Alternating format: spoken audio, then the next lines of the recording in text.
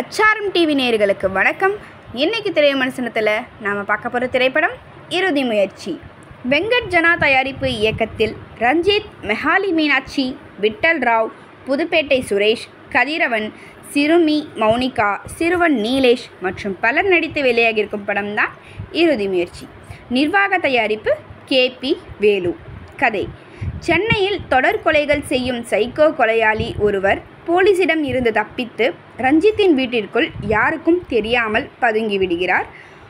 இது ஒரு புறம் நடக்க, கதாநாயகன் ரஞ்சித் ஜவுளிக்கடை தொழில் செய்து வருகிறார். நல்லா இருக்கும்போது கந்துவெட்டி தொழில் செய்யும் விட்டல் ராவிடம் 80 லட்சம் கடன் வாங்குகிறார் ரஞ்சித்.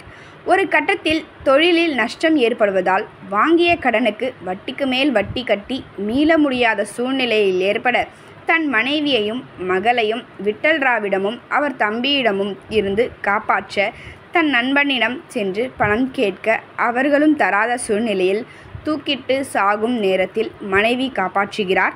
ஒரு கட்டத்தில் குடும்பத்தோடு சாக முடிவெடுக்கிறார். அதன் பிறகு ரஞ்சித் குடும்பத்தோடு தற்கொலை செய்து கொண்டாரா இல்லையா?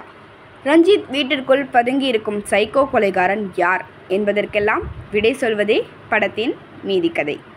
நாயகனாக நடித்திருக்கும் ரஞ்சித் கடன் பிரச்சனையால் நிம்மதி இழந்து தவிக்கும் குடும்ப தலைவன் கதாபாத்திரத்தை உணர்ந்து சிறப்பாக செய்திருக்கிறார். நாயகனாக நடித்திருக்கும் ரஞ்சித் கடன் பிரச்சனையால் நிம்மதி இழந்து தவிக்கும் குடும்ப தலைவன் கதாபாத்திரத்தை உணர்ந்து சிறப்பாக நடித்திருக்கிறார். ரஞ்சித்தின் மனைவியாக நடித்திருக்கும் மெஹாலி மீனாட்சி கொடுத்த கதாபாத்திரத்தை சிறப்பாக செய்துள்ளார்.